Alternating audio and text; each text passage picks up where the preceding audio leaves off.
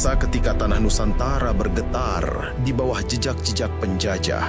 Ketika kegelapan tirani membayangi setiap sudut, muncullah nama-nama yang diukir sejarah, bukan hanya dengan tinta, melainkan dengan darah dan keberanian.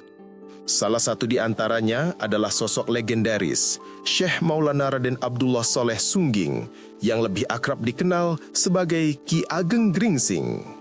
Bukan sekadar pejuang biasa, Syekh Maulana adalah seorang pendekar sakti mandraguna. Namanya terukir dalam cerita rakyat dan bahkan diabadikan dalam gerakan lincah tari Simo Gringsing, menjadikannya sosok yang hidup abadi dalam ingatan. Jejak kesaktian dan perjalanannya tak lekang oleh waktu, senantiasa diceritakan dari generasi ke generasi. Namun, di balik citra pendekar perkasa, beliau juga adalah seorang ulama mulia. Dengan teguh, Syekh Maulana menyebarkan syiar agama Islam, khususnya di wilayah Kabupaten Batang, tepatnya di Kecamatan Gringsing, Dukuh Kendalsari, sebuah daerah yang berlokasi tak jauh dari bentangan luas alas Roban yang penuh misteri. Kesaktiannya bukan hanya untuk diri sendiri, melainkan untuk membela kebenaran dan keadilan. Ia tak gentar berjuang melawan cengkraman penjajah Belanda. Di era itu, peran ulama memang tak terbatas pada penyebaran ajaran agama semata, namun juga sebagai garda terdepan dalam mempertahankan harkat dan martabat bangsa dari agresi para penindas. Tak heran jika Syekh Maulana menjadi salah satu ulama yang paling ditakuti musuh. Jiwa kesatria sejati mengalir dalam dirinya, mengabdikan seluruh hidupnya untuk kesejahteraan masyarakat.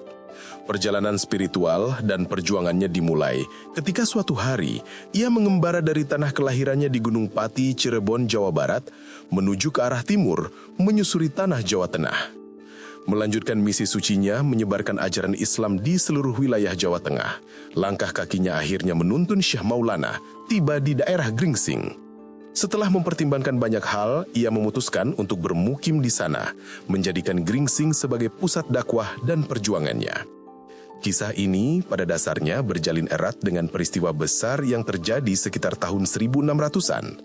Saat itu, Kanjeng Sultan Agung Hanyokrokusumo dari Mataram mengutus seorang punggawa kepercayaannya, Tumenggung Bahu Rekso, untuk membuka lahan baru atau babat alas di sebuah wilayah yang kelak dikenal sebagai Alas Roban. Alas Roban bukanlah sembarang hutan. Ia adalah hamparan rimba raya yang maha luas, saksi bisu berbagai episode perjuangan bangsa. Kawasan ini membentang panjang dari Plelen Gringsing hingga Jerakah Payung. Dulunya, Alas Roban dikenal angker, hanya dihuni oleh makhluk-makhluk gaib tak kasat mata. Namun kini, ia telah bertransformasi menjadi salah satu situs sejarah penting yang menyimpan banyak kisah. Sejak meninggalkan padepokan gurunya, Tumenggung Bahu Rekso merasakan ada sesuatu yang janggal. Sebuah bayangan, sesosok tubuh senantiasa membuntutinya dari kejauhan. Meskipun berusaha menyembunyikan diri dengan sangat hati-hati, keberadaan sosok itu tidak luput dari indera dan kewaspadaan Tumenggung Bahu Rekso yang tajam. Jika ia mau, dengan kesaktiannya, Tumenggung Bahu Rekso bisa dengan mudah meringkus sosok misterius itu. Namun, karena belum ada tanda-tanda ancaman atau niat buruk yang diperlihatkan, ia memutuskan untuk membiarkannya. "Ikutilah aku terus," gumam Tumenggung Bahu Rekso perlahan, suaranya hampir tak terdengar. "Apakah kau akan sanggup membuntutiku sampai ke jantung Alas Roban?" Alas Roban semakin dekat dan kegelapannya semakin pekat. Namun sosok yang membuntuti itu ternyata tak berhenti. Ketakutan akan keangkeran hutan yang dipenuhi pepohonan raksasa menjulang, semak belukar berduri yang rapat menutupi batang-batang pohon, tak sedikit pun menyurutkan langkahnya. Tumenggung Bahu Rekso akhirnya yakin sosok itu bukan orang sembarangan. Ia pasti memiliki ilmu kesaktian yang sangat tinggi, memiliki keberanian yang beralasan kuat. Seketika, Tumenggung Bahu Rekso menjadi sangat berhati-hati. Dalam hati,